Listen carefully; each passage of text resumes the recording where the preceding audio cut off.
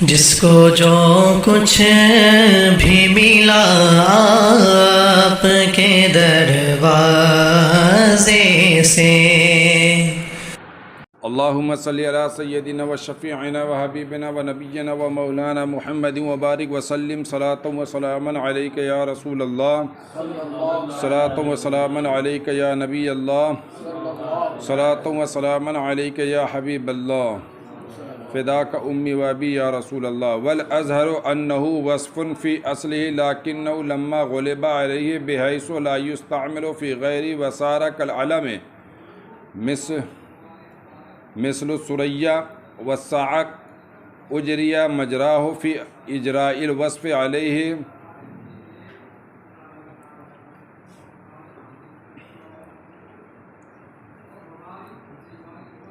وامتناع الوصف به وعدم تطرق احتمال الشرکت الیہ لأن ذاتہ من حیث ہوا بلا اعتبار امر آخر حقیقی او غیرہ غیر معقول للبشر فلا يمكن ان يدل علیہ بلفظ۔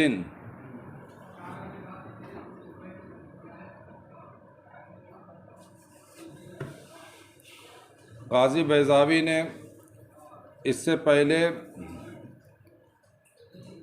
دو مذہب بیان کیا۔ ایک مذہب یہ بیان کیا کہ کلمہ جلالت یہ مشتق ہے، اور دوسرا یہ بیان کیا کہ مشتق نہیں ہے بلکہ یہ جامد ہے، یعنی علم۔ تو قاضی بیضاوی اب یہ کہتے ہیں کہ اظہر یہ ہے، یعنی زیادہ ظاہر یہ ہے کہ وہ یعنی کلمہ جلالت اپنے اصل کے اعتبار سے اپنی اصل میں وصف ہے، صفت ہے۔ یعنی قاضی بیضاوی یہ کہنا چاہتے ہیں کہ کلمہ جلالت یہ مشتق ہے نا، علم نہیں ہے بلکہ کیا ہے، مشتق ہے۔ لیکن ایک اعتراض یہ پیدا ہوگا کہ اگر یہ مشتق ہے تو مشتق کے اندر معنی وصفی ہوتا ہے، معنی وصفی ہوتا ہے۔ تو اگر یہ لفظ مشتق ہے تو پھر اس کے اندر معنی وصفی ملحوظ ہے، اور جب معنی وصفی ملحوظ ہے تو اس کلمہ جلالت کو صفت بننا چاہیے، حالانکہ یہ صفت نہیں بنتا بلکہ ہمیشہ موصوف بنتا ہے نا۔ کلام عرب میں کہیں بھی یہ بطور صفت استعمال نہیں ہوا، جہاں بھی استعمال ہوا ہے وہ موصوف کی حیثیت سے استعمال ہوا ہے۔ تو پھر یہ اعتراض کہ یہ مشتق ہے یعنی معنی وصفی رکھتا ہے، یہ کہنا کہاں تک درست ہوگا؟ سمجھ میں آئے؟ سوال سمجھ میں آئے؟ تو اس میں فیصلہ کرتے ہوئے کہتے ہیں کہ یہ تو اصل کے اعتبار سے معنی وصفی رکھتا ہے، کلمہ جلالت اپنی اصل میں وصف ہے، یعنی اپنے اصل کے اعتبار سے یہ معنی وصفی رکھتا ہے، لیکن اس کا استعمال غیر میں نہیں ہوا۔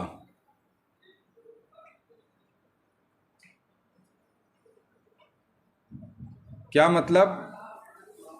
مطلب یہ ہے کہ اصل کے اعتبار سے معنی وصفی رکھتا ہے، لیکن اس کا یعنی کلمہ جلالت کا غلبہ استعمال علم کے لیے ہے. تو جس طریقے سے علم اپنی ذات پر دلالت کرنے میں متعین ہوتا ہے نا، غیر پر دلالت نہیں کرتا، تو یہ لفظ اپنے اصل وضع کے اعتبار سے تو معنی وصف رکھتا ہے، لیکن غلبہ استعمال علم کے لیے ہوا. جب علم کے لیے ہوا تو اب ذات باری کے علاوہ میں اس کا استعمال نہیں ہوگا. جیسے علم اپنی ذات پر دلالت کرنے میں متعین ہوتا ہے، خاص ہوتا ہے، مختص ہوتا ہے، اسی طریقے سے یہ لفظ کلمہ جلالت اپنی ذات پر دلالت کرنے میں متعین ہے اور مختص ہے، غیر میں اس کا استعمال نہیں ہوتا ہے.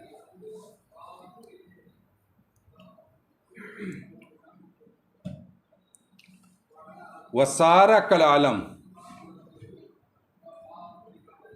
تو اب علم کی طرح ہو گیا. یعنی وصفی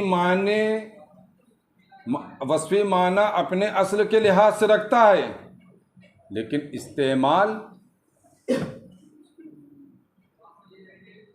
یہ ہے کہ غیر میں استعمال نہ کیا جائے، ہے نا، تو علم کی طرح ہو گیا، یعنی علم کے درجے میں ہو گیا. جیسے ثریا اور صاعق. ثریا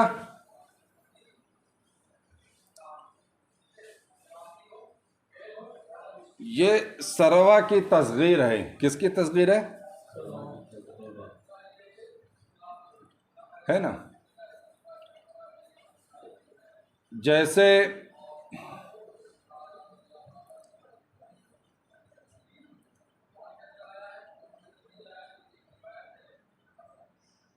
عطشہ کا مذکر عطشان ہے، ویسے ہی سروا کا مذکر صیغہ سروان ہے، اور سروان مذکر کا مؤنث صیغہ کیا ہے؟ سروا ہے. سروا کس کو کہتے ہیں؟ مالدار مرد و عورت کو، جس کے پاس خوب دولت ہو، ہے نا. سمجھ میں آیا؟ اب آپ دیکھیں کہ ثریا کس کو کہتے ہیں. یہ اپنے اصل وضع کے اعتبار سے وصفی معنی رکھتا ہے ثریا، کیونکہ تصغیر کس کی ہے؟ سروا کی. اور سروا کا معنی کیا ہے؟ مالدار مرد و عورت، ہے نا. تو یہ مالدار مرد و عورت یہ معنی وصفی ہے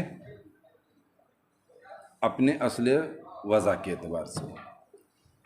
لیکن بعد میں اس ثریا کو کس کے ساتھ خاص کر دیا؟ چند ستاروں کے ساتھ، ہے نا. اسی طرح صاعق ہے. صاعق مطلب ہوتا ہے تیز آواز کو کہتے ہیں. کس آواز کو؟ ہے نا. تیز آواز کو صاعق کہتے ہیں. بجلی کڑاک جیسے، اس کو صاعق کہتے ہیں. لیکن یہ خاص کس کے لیے ہو گیا؟ خویلد بن نوفل، جو گستاخ باری تعالیٰ تھا. آتا ہے کہ ایک مرتبہ اس نے جو ہے دسترخوان لگایا، اسی وقت تیز آندھی اور طوفان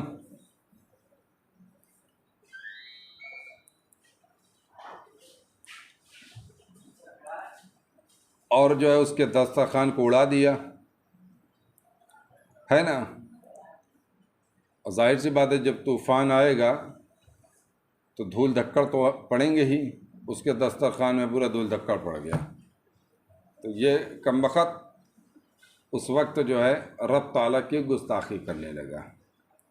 تو رب تعالیٰ نے اسی وقت جو ہے بجلی بھیجی، کڑک بھیجی، اور اس کڑک نے اس مردود کو جو ہے خاکستر کر دیا.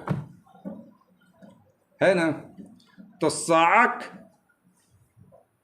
اپنے اصل وضع کے اعتبار سے ایک معنی وصفی رکھتا ہے، وہ ہے تیز آواز. لیکن پھر صاعق کا استعمال کہاں ہوا؟ خویلد بن نوفل کے لیے. ہے نا. تو غلبہ استعمال ہو گیا. کیا ہو گیا؟ غلبہ استعمال. اب جب غلبہ استعمال یہ ہوا کہ صرف خویلد بن نوفل ہی کو صاعق کہا گیا، کسی اور پر اب اس کا اطلاق نہیں کیا جاتا. ثریا بولا گیا تو اس کا اطلاق کہاں ہوتا ہے؟ ان چند ستاروں پر ہوتا ہے.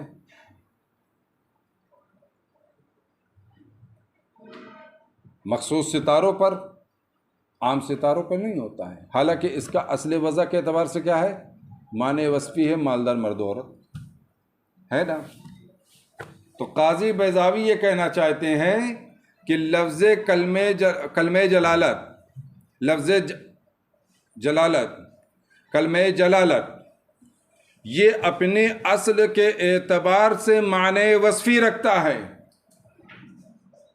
مگر استعمال کے غلبے یعنی غلبہ استعمال کی بنیاد پر یہ ایک ذات کے ساتھ خاص ہو گیا. جیسے ثریا اپنے معنی وصفی رکھتا ہے اور ستاروں کے ساتھ، چند مخصوص ستاروں کے ساتھ خاص ہو گیا. صاعق معنی وصفی رکھتا ہے لیکن خویلد بن نوفل کے ساتھ خاص ہو گیا، اس کے غیر پر اطلاق نہیں ہوتا ہے. سمجھ میں آئی بات؟ ہے نا.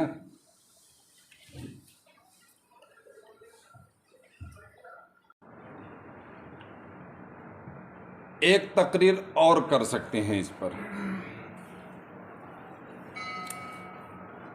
ایک گفتگو اور کر سکتے ہیں.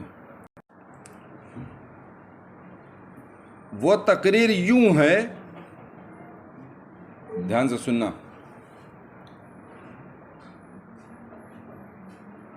کہ کوئی لفظ وضع کیا جائے. کیا کیا جائے؟ تو واضح نے جب اس لفظ کو وضع کیا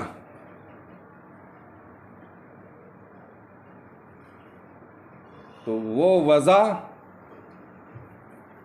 معنی وصفی کے لیے ہوا ہو. ہے نا.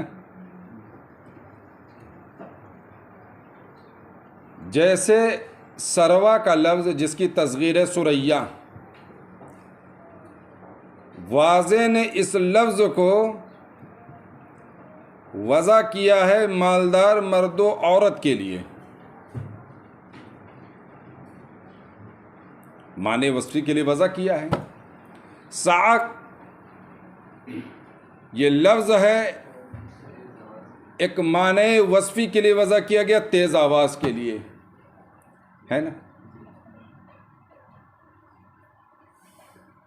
دوسرا اسٹیپ یہ ہے کہ جب واضح نے اس لفظ کو وضع کیا،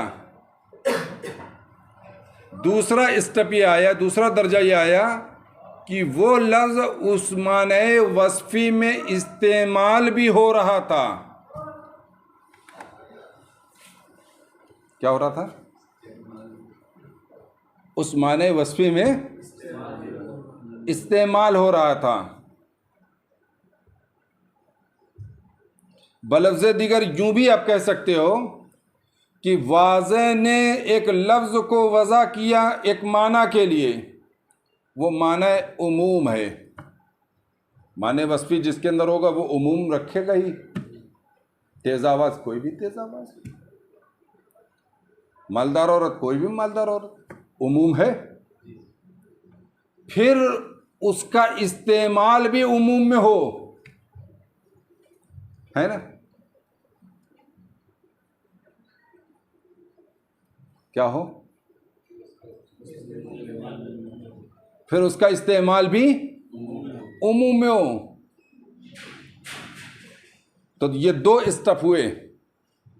ایک لفظ کو واضح نے کسی معنی وصفی یا یوں کہہ لو معنی عمومی کے لیے، معنی کلی کے لیے وضع کیا. جب لفظ کو معنی کلی کے لیے وضع کیا، وہ لفظ معنی کلی میں استعمال نہیں ہوا بلکہ ایک ذات کے لیے خاص ہو گیا، ہے نا. اور یا تو معنی کلی میں استعمال ہونے کے بعد جو ہے ایک ذات کے ساتھ خاص ہوا، ہے نا. تو صورت بن جائے گی نا.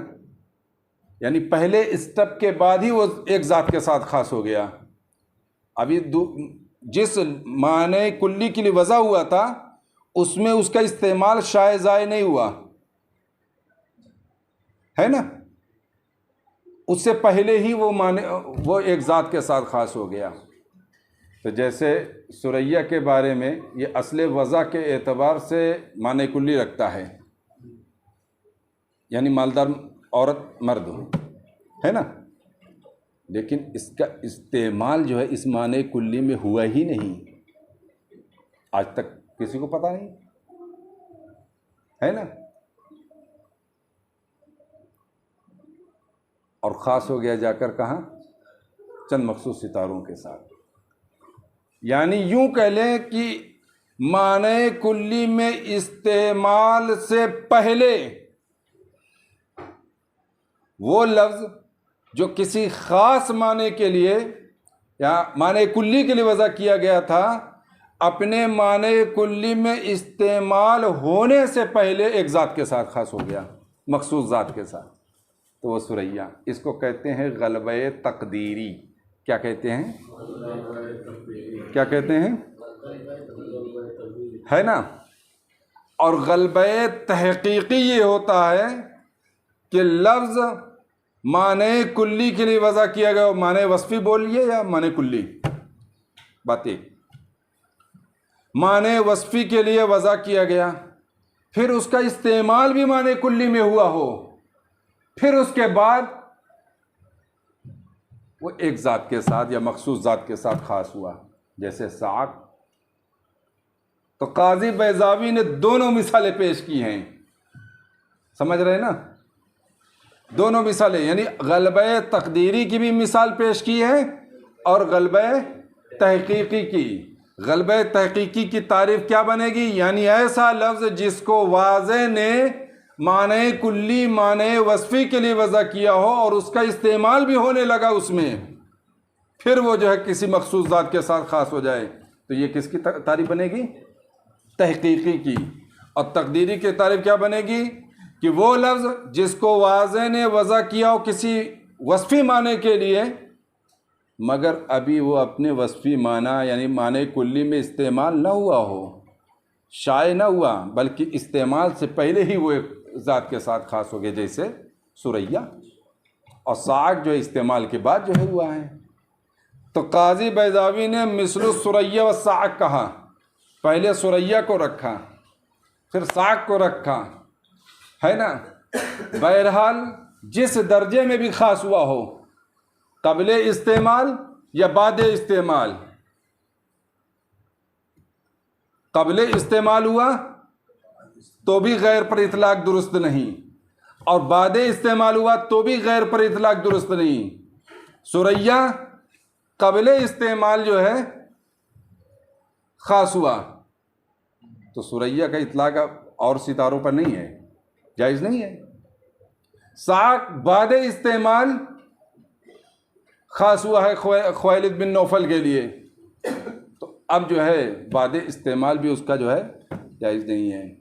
قاضی بیضاوی یہ کہنا چاہتے ہیں کہ سریا کی مثال کو پہلے رکھا کہ غلبہ تقدیری بہتر ہے، کیونکہ وہ پہلے ہی درجے میں جزئی کے لیے خاص ہو گیا نا، پہلے ہی درجے میں. تو اگر کلمہ جلالت، اب آپ دیکھیے کلمہ جلالت پہ آ جائیے. الہن،